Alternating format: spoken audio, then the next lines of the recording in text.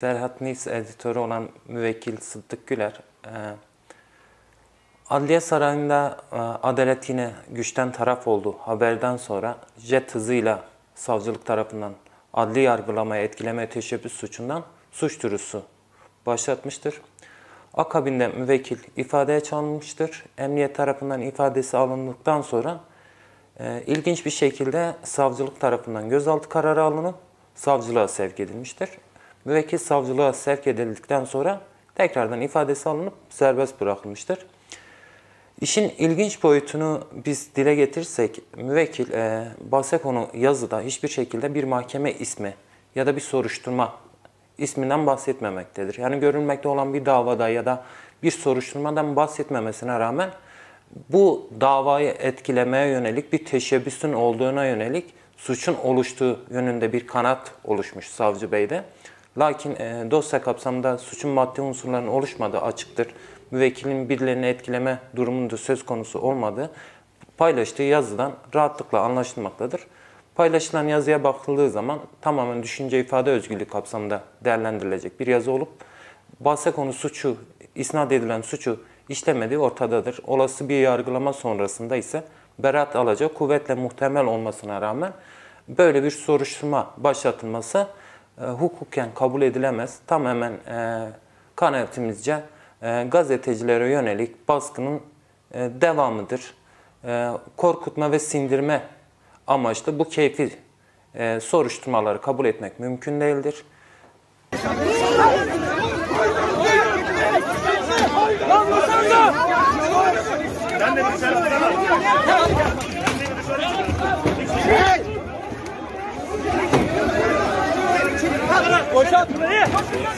Bundan 10 gün önce bir internet sitesinde benim de içinde bulunduğum birçok gazeteci, sivil toplum örgütü hakkında hedef gösterecek, karalayacak, aslında biraz daha birçok örgütle ilişkilendirilecek bir yazı yayınlanmıştı.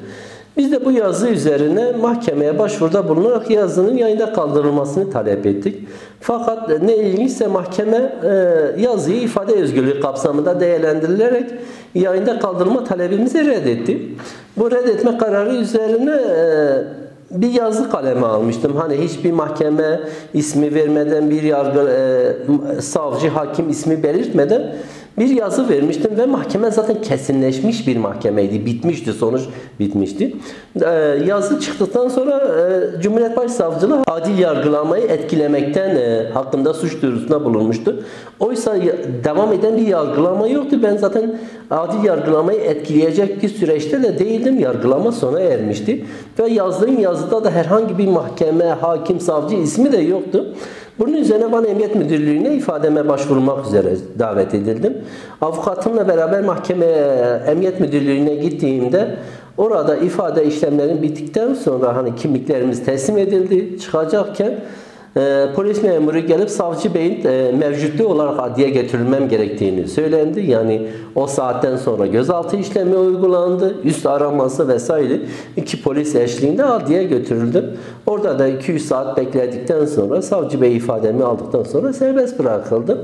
Ve yargılandığım maddeye bakıldığı zaman da hani farz et ki ceza yesen bile üst sınırı 700 gündür, alt sınırı ise 50 günlük bir idari para cezasıdır. Yani hapis cezası olmayan bir yargılamaydı.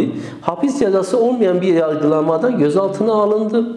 Saatlerce bekletildim, serbest bırakıldım. Diğer tarafta ise bizi hakaret eden, tehdit eden, hedef gösteren bir yazı ise ifade özgürlüğü bir şekilde değerlendiriliyor. Bu iki uygulamaya baktığın zaman ben yazıda da zaten bunu eleştirmiştim. Hani yargının gerçekten daha objektif, daha tarafsız, daha vicdani bir şekilde karar verilmesini istemiştim. Bu yargılamaya da baktığın zaman gerçekten çifte bir standart uygulandı. Yani normal şartlarda emniyette ifade verip gelmem gerekirken mevcutlu olarak emniyete götürüldüğüme baktığım zaman bir çifte standartla karşı karşıya olduğumu net bir şekilde gördüm. Umarım bu süreçten sonra bunlar son bulur. Bundan sonraki dönemlerde adalet terazisi umduğumuz gibi bir şekilde hukuktan, adaletten yana tavır kullanılır.